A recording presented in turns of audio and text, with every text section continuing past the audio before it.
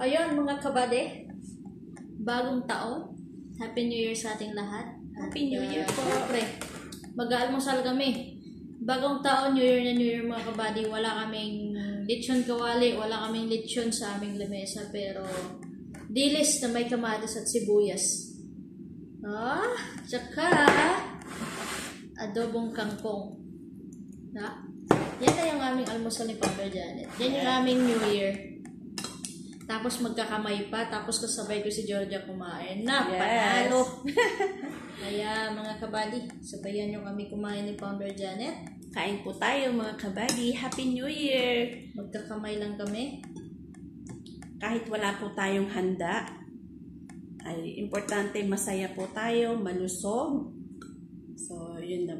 Mag-pray lang po tayo. Tara mga kabady, kakain kami. Magkakamay lang tayo. kami.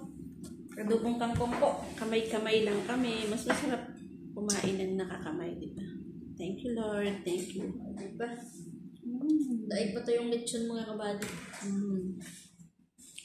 Kaya, tipid muna kami ngayon. Sarap. Importante, nag-enjoy tayo. Tapos pa rin siya ng dilis. Sarap.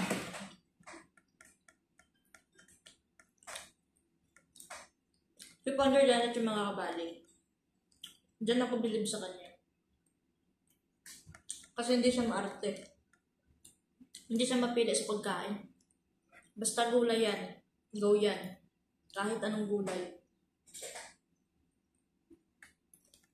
Walang arte yan. Okay. Hindi din siya materialistic klaseng tao.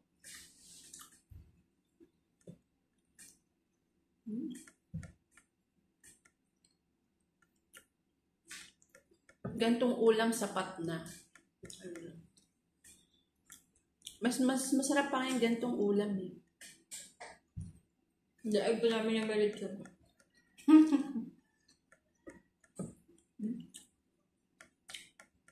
Tapos, Kangko. dagyan mo ng dilis na may kamatis at sibuyas. Yes. Ang sarap. Tapos, Ang sarap.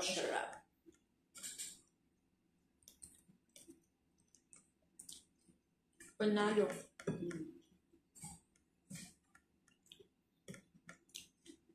Siyempre walang tatalo sa sa lutong Pinoy. Hindi ko ipagpapalit yung mga ganitong ulam. Ayun, mga nakaka-high blood, pero ito, healthy na. Yummy pa. Diba mga kabady? Ito lang yung aming bagong taon ni Founder Janet, mga kabady.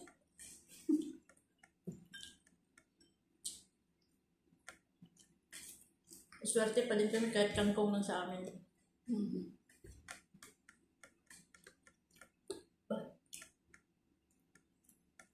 Yung iba nga, ito talaga yung gusto nilang ulam. Lalo na maswerte pa rin kami kasi nakapagluto kami ng ganito. Ang sarap mga kabady, promise. Tapos sasabayin mo pa si Georgia kumain na. Diba? Tapos kumain matulog.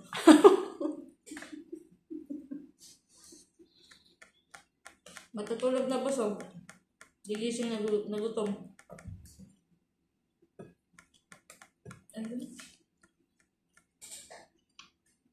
So mga kabali, Happy New Year. I love you all. Kakain muna kami. Hindi na makapagsalita.